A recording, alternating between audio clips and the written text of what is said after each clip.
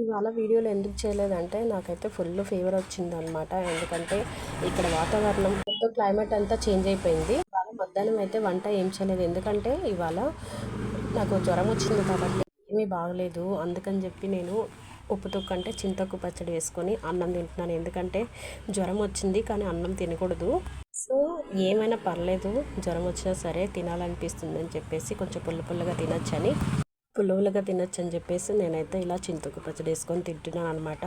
సరే జ్వరం వచ్చినా పర్లేదు, ట్యాబ్లెట్లో ఇంజెక్షన్ వేసుకుంటే తగ్గిపోతుంది కదా అని చెప్పేసి తింటున్నాను నేను. వర్షాలు ఏమంటే స్టార్ట్ అయిపోయినాయి కానీ నాకు మాత్రం చాలా ఇబ్బందిగా ఉంది వర్షం వల్ల.